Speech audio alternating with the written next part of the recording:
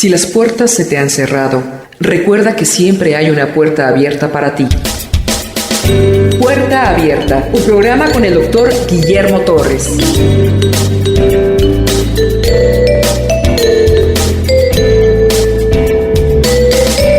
Segundo viaje misionero del apóstol Pablo. En esta ocasión Bernabé no lo acompaña. En el capítulo 15 se acaba de dar el concilio de Jerusalén. Ahí lo que se estableció fue el único requisito para salvarse es creer en el Señor Jesucristo y serás salvo. Pablo con Bernabé, después del concilio de Jerusalén, regresa a Antioquía de Siria. Y estando en Antioquía, le dice a Bernabé, sería bueno que visitásemos todas las iglesias que formamos en el primer viaje misionero. A Bernabé le pareció muy bien, pero hubo un problema ahí de criterios, porque Bernabé quería llevar a Juan Marcos, que era su sobrino. Fue el que los abandonó en Perge. No sabemos la causa por qué se fue este joven, pero los abandonó. Pablo no le pareció bien llevar a Juan Marcos. Y hubo una discusión ahí, el término griego habla que fue una discusión fuerte, y de ahí se deciden dos grupos misioneros. Bernabé se va con su sobrino a Chipre y Pablo se va con Silas, que es Silvano, se va a visitar las iglesias que había formado Pablo en el primer viaje misionero.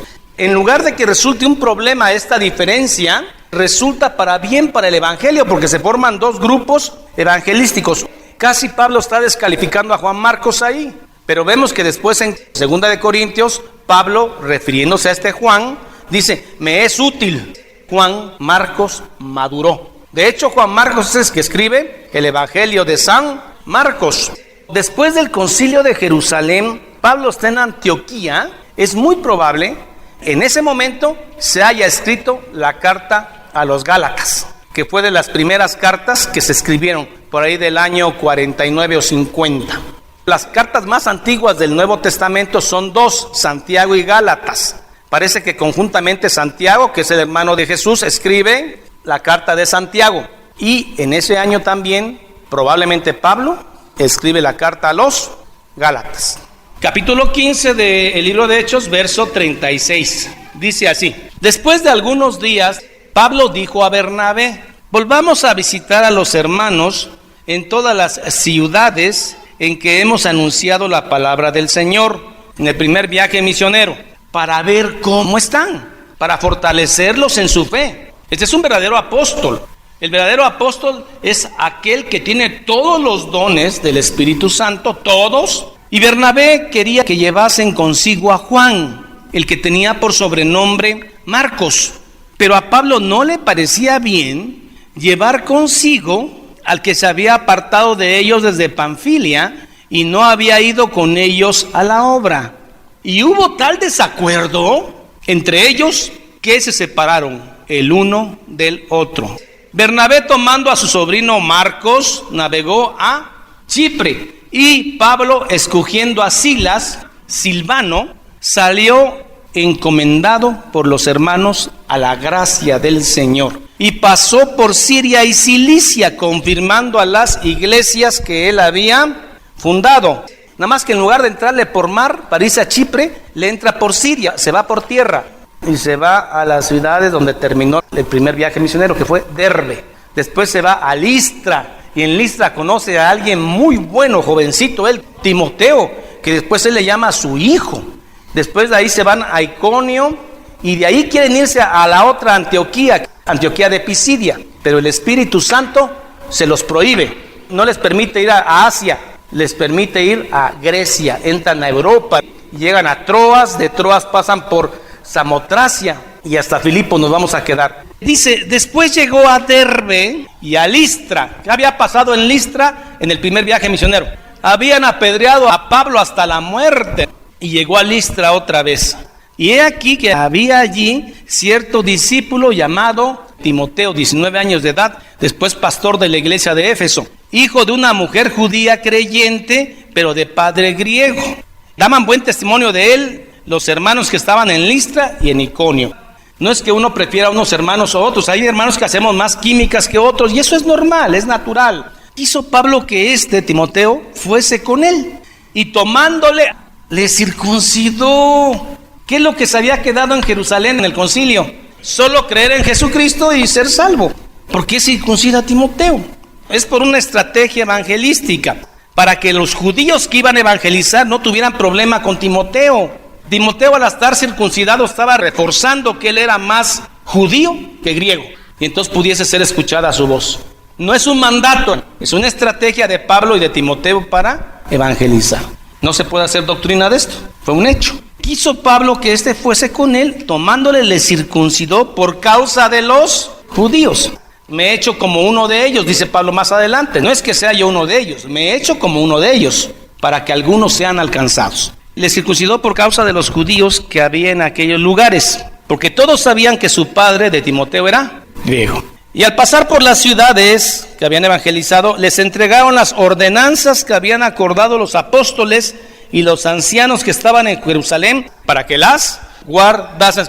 No les estaban enseñando judaísmo, no les estaban enseñando Torá, no les estaban enseñando Antiguo Testamento, les estaban enseñando los requisitos para ser cristiano. Así que las iglesias eran confirmadas en la fe y aumentaba el número cada día. El Espíritu Santo en el libro de Hechos tiene un mover espectacular, tiene un mover intenso. Yo no digo que ahorita no se esté moviendo. Lo que quiero decir es de que en el libro de Hechos, que más bien debería ser Hechos del Espíritu Santo, se mueve de manera especial. Milagros, profecía, la gente creía, Lidia abrió su corazón. El carcelero de Filipos, en lugar de matarse, pregunta: ¿qué tengo que hacer para ser salvo? Es un mover especial en ese tiempo. Y el grupo carismático pentecostal insiste que el movimiento es el mismo. Y quieren que la tierra tiemble cuando ellos oran. Y no necesariamente. El Espíritu Santo es soberano. Aunque no tiemble la tierra, hay que seguir predicando. Porque lo importante no es que tiemble la tierra, lo importante es que la gente sea iluminada con el Evangelio de Cristo. No, les falta fuego. A los que piensan así les falta escritura. La visión del varón macedonio. Van a entrar a Grecia. Y atravesando Frigia y la provincia de Galacia, les fue prohibido por el Espíritu Santo hablar la palabra en Asia. Y cuando llegaron a Misia, intentaron ir a Bitinia, pero el Espíritu Santo no se los permitió. No se sabe si fue como una visión, no se sabe si fue audible, no se sabe. La cosa es que el Espíritu Santo se los prohíbe. Y pasando junto a Misia, descendieron a Troas, Asia Menor. Después rodean Neápolis y llegan a Filipos, donde se van a dar 3 conversiones importantes. Lidia, una mujer rica que vendía púrpura. La púrpura es un tinte muy caro. Cuando Pablo empezó a predicar, que el Espíritu Santo le abrió el corazón. No dice que Lidia quiso abrir el corazón, como son las predicaciones ahora. Abre tu corazón, tú no puedes abrir nada. Es el Espíritu Santo el que abre, te sensibiliza, te inquieta, y entonces sí, ves, te mueves, vas, preguntas y la gente te evangeliza y crees. Pero es obra del Espíritu Santo. Y Lidia se convirtió, y su casa. Segundo evento, había una muchacha ahí endemoniada, o que tenía relación con los demonios que le daban don de adivinación. Que hay que tener cuidado con la profecía que están mandando ahora. La profecía es hablar palabra de Dios, no adivinar el futuro. Lo veo millonario en 3 años, invierta, no llega ni a adivinación, porque no se cumplen. Si la profecía no se cumple, usted tiene derecho a apedrearme, porque así dice Deuteronomio. Y así llegan a engañar a las iglesias. Y luego el carcelero de Filipos se convierte. Verso 8, pasando junto a Misia, descendieron a Troas, y se le mostró a Pablo una visión de noche. 2 puntos. Un varón macedonio estaba en pie, rogándole, diciendo: pasa a Macedonia, que es Grecia, y ayúdanos. Filipos está en Macedonia. Cuando vio la visión, enseguida procuramos, ven el plural, aquí al grupo ya se había agregado Lucas. Pablo, Silas, el joven Timoteo ya circuncidado, y se agrega acá Lucas, que es el que escribe el libro de Hechos, el Evangelio de Lucas. Era doctor él, médico.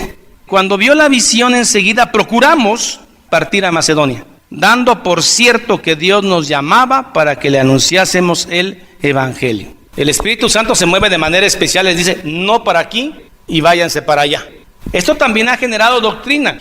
Aparece una hermana y apareció con pescado. Anoche Dios me avisó que tenía yo que venir a vender pescado a esta iglesia. Lo que me molesta, usar al Espíritu Santo para estas banalidades. Mejor que diga, ¿sabe qué? No he vendido pescado. Permítanme, por misericordia, piedad, vender aquí y lo que venda van a comer mis hijitos. Correcto. Pero no quieran engañar y meter al Espíritu Santo en esto, que eso es lo más indigno. Encarcelamiento en Filipos. Zarpando pues de Troas, que es una costa, un puerto, vinieron con rumbo directo a Samotracia. Pasaron por Samotracia, que es Grecia, y al día siguiente a la región de Neápolis. De ahí fueron ¿a dónde ahora sí? A Filipos, que es la primera ciudad de la provincia de Macedonia. Y estuvimos en aquella ciudad algunos días. Y un día de reposo salimos fuera de la puerta y sentándonos hablamos a las mujeres que se habían reunido en el río. Entonces una mujer llamada Lidia, vendedora de púrpura, era rica, de la ciudad de Tiatira, Asia, que adoraba a Dios, estaba oyendo. Y entonces, es una declaración de fe que el Espíritu Santo es soberano. Y entonces el Señor abrió el corazón de ella para que estuviese atenta a lo que Pablo decía. ¿Quién es el que se arrepiente? ¿El hombre? No. El que produce el proceso aún de arrepentimiento del hombre es el Espíritu Santo. Soberanía de Dios. Y cuando fue bautizada y su familia nos rogó diciendo: si habéis juzgado que yo sea fiel al Señor, entrad en mi casa y posad. Y nos obligó a quedarnos. Y luego dice: aconteció que mientras íbamos a la oración, iban al río. Para que una sinagoga judía exista, tiene que haber 10 padres de familia judíos para que se pueda abrir una sinagoga. Esto es en cualquier parte del mundo. Quiere decir que en este lugar había muy poco creyente judío. Aconteció que mientras íbamos a la oración, nos salió al encuentro una muchacha que tenía el espíritu de adivinación, la cual daba gran ganancia a sus amos adivinando. Actualmente en la televisión ya tienen el descaro de presentar con nosotros la bruja fulana. Pero esta chica dicen que tenía éxito y cobraba por la adivinación. Y hay algo interesante. Esta muchacha empieza a gritar cosas que no son malas. Verso 17. Esta, siguiendo a Pablo y a nosotros, daba voces diciendo: estos hombres son siervos del Dios Altísimo. Estaba diciendo la verdad. Y estos que van allá anuncian el camino de la salvación. Entonces, ¿por qué Pablo la reprende? Porque Pablo no quería que el evangelio de Jesucristo se relacionase con ningún demonio. ¿Cómo voy a estar de acuerdo con la doctrina de la prosperidad si es antibíblica? No están predicando la palabra, están predicando una doctrina de demonio. Una doctrina de demonio es que si eres pobre estás en pecado, si eres rico es porque Dios te ama. Es una doctrina de demonio. Engañar a la gente que tú haces milagros es una doctrina de demonio porque está basada en la mentira. Me invitaron a predicar y me dice un varón: vamos a poner que usted hace milagros, pero eso no es cierto. Milagros sigue haciendo Dios, pero no nosotros. Yo no tengo ese don. Vamos a ganar mucha gente para Cristo. ¿Usted cree que a Dios no le importa el método? Porque si a Dios no le importa el método, entonces estaríamos cayendo en el maquiavelismo. El fin justifica los medios. Si voy a tener una iglesia llena, aunque los engañes, no importa, pero que esté llena. Sí importan los métodos. Todo es de Dios, eso es mentira. Son las mentiras más grandes del demonio. Todo es de Dios, es mentira. Entonces, ¿para qué está la Biblia? La gente que dice eso va a ser enjuiciada por fornicación espiritual. Cuando le aplauda a Benny Hinn, a Cash Luna y a todas esas gentes que lo que menos predican es el evangelio y lo que lo más quieren es el dinero, usted también es responsable. Esta, siguiendo a Pablo y a nosotros, daba voces diciendo: estos hombres son siervos del Dios Altísimo, que nos anuncian el camino de la salvación. Y esto lo hacía por muchos días. Mas desagradando al jefe Pablo, este se volvió y dijo al espíritu: te mando en el nombre de Jesucristo que salgas de ella. Y salió en aquella misma hora. Punto. Poder apostólico da lugar a tocar la famosa llamada guerra espiritual, sucia y absurda guerra espiritual. La guerra espiritual realmente que tenemos es en nuestra vida diaria, en la ética, cuando ponemos en práctica los valores que hemos aprendido en la Biblia. Esa es la verdadera guerra espiritual. No el estar reprendiendo, asustando, interrogando, dialogando con demonios. Esa no es nuestra función. Los que enarbolan esta guerra espiritual pasan horas y horas reprendiendo. ¿Cómo te llamas? Porque Jesús le preguntó el nombre al endemoniado gadareno. Lo bíblico aquí está, hermano, lo siguiente: Si usted algún día se llega a encontrar un poseído, que obviamente no es cristiano, porque no hay cristianos poseídos, el cristiano tiene al Espíritu Santo y no pueden vivir los dos, haga lo que hizo Pablo. En el nombre de Jesús, fuera de ella. Punto, no más. Dese la vuelta y váyase, se acabó. Si es un verdadero poseso, hasta para eso. Hay gente que en la iglesia tiene problemas de esquizofrenia y las meten allá y dicen que es endemoniada y las ponen peor. ¡Qué ignorancia! Hay una iglesia en Nigeria de un tal T.B. Joshua, un negro. Se me hace que es como Laura de América en cristiano. Un poseído que llega y se le pone al frente y ¡ah! Se arranca la camisa, pero se le atora la camisa y no se la puede quitar. Un demonio hace trizas la ropa. ¿Así son los milagros de Dios? Vamos a terminar con esta muchacha. Y esto lo hacía por muchos días, mas desagradando a Pablo, se volvió y dijo al espíritu: te mando en el nombre de Jesucristo que salgas de ella. En lugar de predicar la palabra, se pasaron liberando. Es absurdo. Pero viendo sus amos que había salido a la esperanza de sus ganancias, prendieron a Pablo y a Silas, Silvano, y los trajeron al foro ante las autoridades. Y presentándolos a los magistrados, que eran los jueces romanos, dijeron: estos hombres, siendo judíos, alborotan nuestra ciudad y enseñan costumbres que no nos es lícito recibir ni hacer, pues somos romanos. Y se agolpó el pueblo contra ellos, y los magistrados, rasgándole las ropas, ordenaron azotarles con varas. Después de haberles azotado mucho, los echaron en la cárcel, mandando al carcelero que los guardase con seguridad. Hay dos detalles acá. Primero, los magistrados cometen un grave error. Primero, no interrogan si Pablo y Silvano son romanos o no. Segundo, no hacen un juicio. Segundo error que lo van a pagar al final. Los azotes que les dan a Pablo y a Silas son azotes romanos que no tienen número, hasta que aguanten. Los azotes judíos son 40 menos 1. Después de haberlos azotado mucho, los echaron en la cárcel, mandando al carcelero que los guardase con seguridad, el cual, recibiendo este mandato, los metió en el calabozo de más adentro y les aseguró los pies en el cepo, que es un tipo como de candado de madera que te deja los pies juntos y es muy incómodo. Pero a medianoche, orando, Pablo y Silas cantaban himnos a Dios y los presos los oían. ¿Cómo es que dos hombres con la espalda destrozada tengan humor, tengan fuerza física para cantar salmos y cantos? Cuando usted esté con la espalda deshecha espiritualmente, es cuando usted debe empezar a alabar a Dios. Y entonces viene una consolación que no es del mundo, es una consolación espiritual. En el verso 26 dice: entonces sobrevino de repente un gran terremoto, respuesta de Dios, de tal manera que los cimientos de la cárcel se sacudían, y al instante se abrieron todas las puertas y las cadenas de todos se soltaron. Despertando el carcelero y viendo abiertas las puertas de la cárcel, sacó la espada y se iba a matar, pensando que los presos habían huido. Si a alguien se le escapa a un preso, tiene que pagar la condena del preso. Pero aquí era más duro. Los soldados romanos eran humillados cuando se le escapaba un preso. Mas Pablo, clamando, gritó fuerte a gran voz, diciendo: no te hagas ningún mal, pues todos estamos aquí. Entonces, pidiendo luz, se precipitó adentro y temblando, se postró a los pies de Pablo y de Silas, y sacándole les dijo: señores, ¿qué debo hacer para ser salvo? Después de estos eventos, el temblor, los hombres cantando, la angustia de este carcelero, me llama la atención que la primera pregunta sea esta. Esta es la pregunta más importante en la vida de alguien que nace en este mundo. Lo preguntó Nicodemo y la respuesta fue: cree en el Señor Jesucristo. Y luego le agregan: tú y tu casa. Dice: ya es seguro de que porque usted es creyente, su nieto, bisnieto, tataranieto van a ser creyentes. Eso no es lo que está diciendo aquí el libro de Hechos. Habla de la casa, particularmente del carcelero, que toda creyó. Cada quien debe ver por su salvación. Los hijos de los pastores, los que creen en Jesucristo, son los que se salvan. Por eso usted, cuando su hijo ya tiene cierta edad, ya ha entendido: a ver, hijo, ¿crees en Jesucristo? Entonces ellos dijeron: cree en el Señor Jesucristo y serás salvo tú y tu casa. Y le hablaron la palabra del Señor a él y a todos los de la casa, y creyeron todos los de la casa.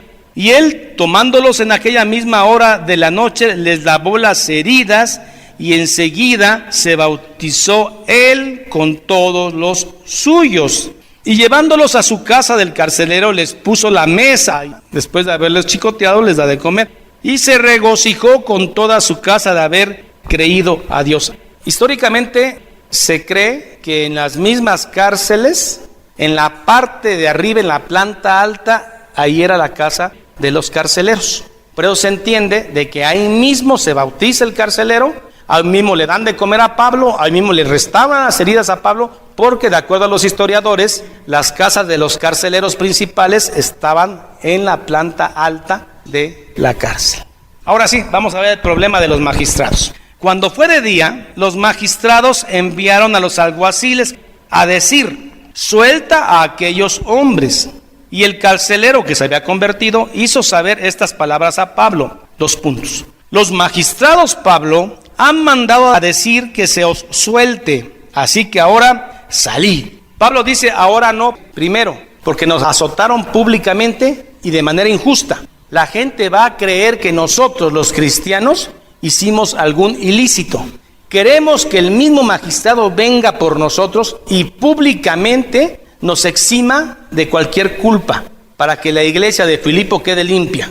Segundo, para que no siempre y cuando se le pegue la gana van a golpear a un creyente.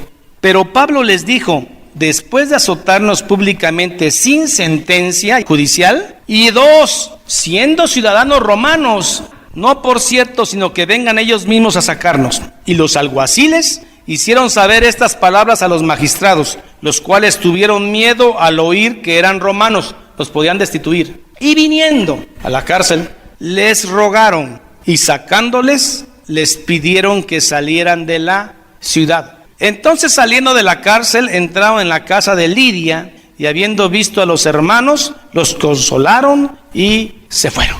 Es muy probable que Lucas se haya quedado a pastorear esta iglesia. El Espíritu Santo en el libro de Hechos se mueve de una manera muy especial.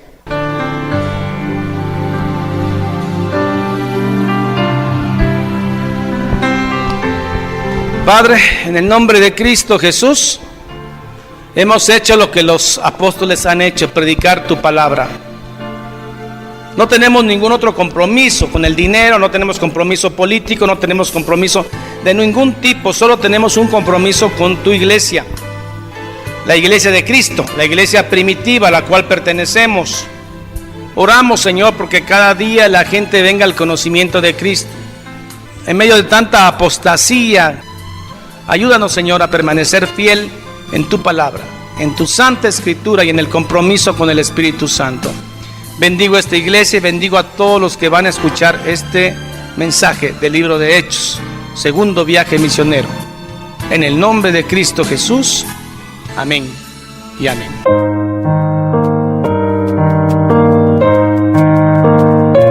Jehová es mi pastor, nada me faltará.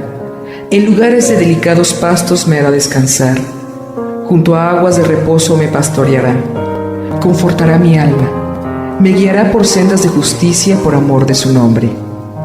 Aunque ande en valle de sombra de muerte, no temeré mal alguno, porque tú estarás conmigo. Tu vara y tu cayado me infundirán aliento. Aderezas mesa delante de mí en presencia de mis angustiadores. Unges mi cabeza con aceite, mi copa está rebosando. Ciertamente el bien y la misericordia me seguirán todos los días de mi vida, y en la casa de Jehová moraré por largos días. Salmo 23.